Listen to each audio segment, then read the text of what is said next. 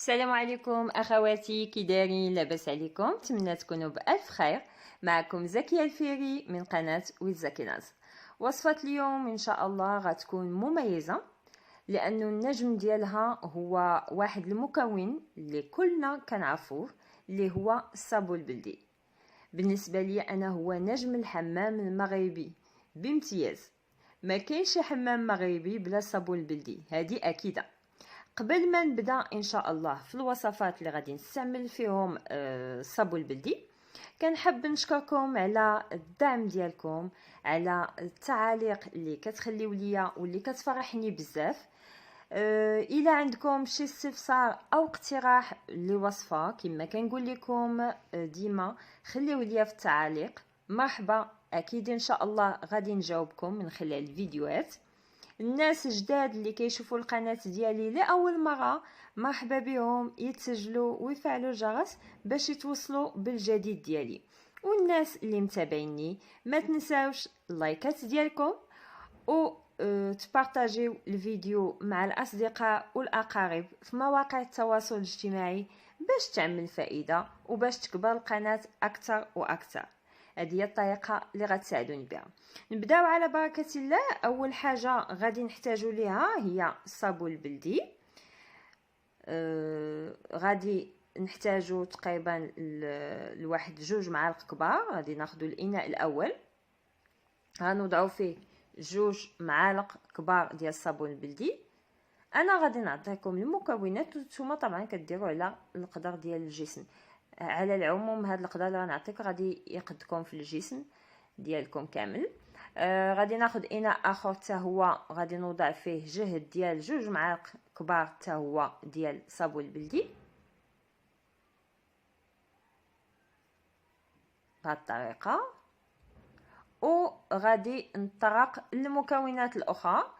المكون الاول من بعد الصابون البلدي غادي نحتاج الازير او اكليل الجبل، روزماري او لو روماران. قلت عليكم جميع لغات العالم باش حتى الناس اللي خارج المغرب يفهمونا. كنحتاج الخميره المعجونه او خميره الخبز حتى هي.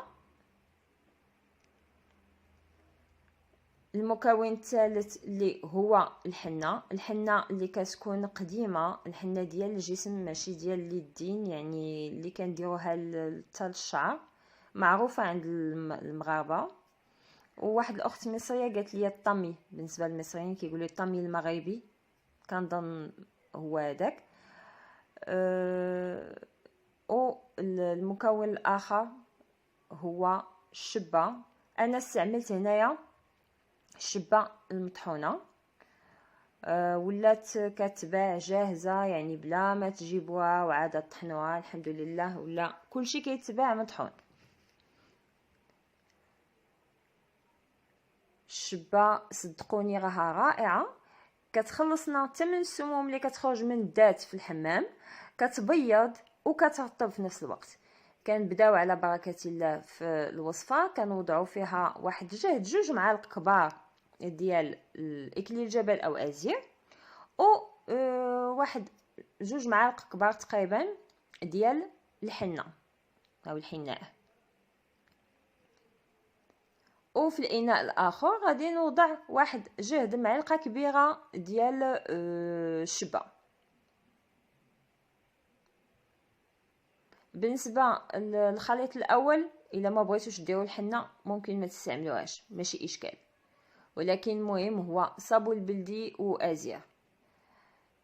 هنا في هذه المرحله ما غاديش نضيف الخميره المعجونه حتى نتاكد من ان العناصر الاولى اللي خلطها مع صابون البلدي تجانست مزيان ولا ليا واحد الخليط كريمي.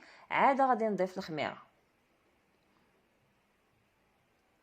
انا كنستعمل معلقه في هذه المرحله، زعما على قبل انني كنصور في الفيديو، ولكن على ما باليا ما تحكمتش مزيان فغادي نخدمها بيديا. وكونوا عانين انه ديك الحنه ما كتطلقش في اليدين، حيت الصابون البلدي ما تيخليهاش تطلق في اليدين، ولكن كتحصلوا على واحد الجسد رائع وناعم من بعد ما كتستعملوا هاد الكوماج. هنا من بعد ما خلط بيديا مزيان العناصر، دابا عاد باش غادي نضيفو الحنه. الحنه الدور ديالها اشنو؟ كتخلي الدور ديالها زوين بزاف بالنسبه للبشره، وفي نفس الوقت كتساعد انه داك الخليط ديال الصابون البلدي والحنه كيكون كريمي وسهل انه نوضعوه فوق الجسم. حيت الناس بحال المغاربه عارفين انه ملي كتحط هنا غادي نخلط، غادي نزيد واحد شويه ديال ماء ورد، ممكن تضيفوا غير الماء العادي، لانه هاد الوصفه ممكن تديو المكونات معاكم حتى توصلوا للحمام وعاد تخلطوها. يعني ممكن ماء دافي تخلطوا بهاد العناصر فقط، ما محتاجينش بالضروره الماء ورد. الا كان عندكم ما فيها باس، خصوصا عارفين الفوائد ديال الماء ورد بزاف للبشره. كنبقى نخلط مزيان حتى كنتاكد انه الخميره دابت ليا. كما قلت لكم انه الخميره كتخلي انه الخليط ديالي نقدر نسرحو مزيان على الجسم. كنبقى مستمره في الخلط، كنخلط كذلك الوصفه الثانيه. صدقوني من احسن لي غوماج اللي استعملتهم، رائعين للجسم، كتحسوا بواحد النعومه ما نقول لكمش. هاد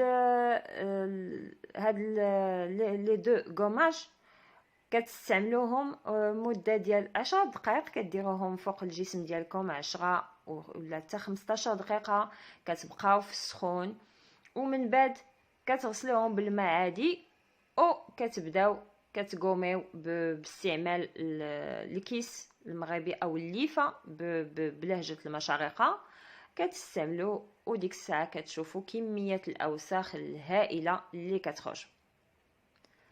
كنتمنى ان هاد الوصفات ديال اليوم تكون عجباتكم وتجربوها، وفي انتظار الفيديو القادم اخواتي. استودعكم الله الذي لا تضيع ودائعه. مع السلامه.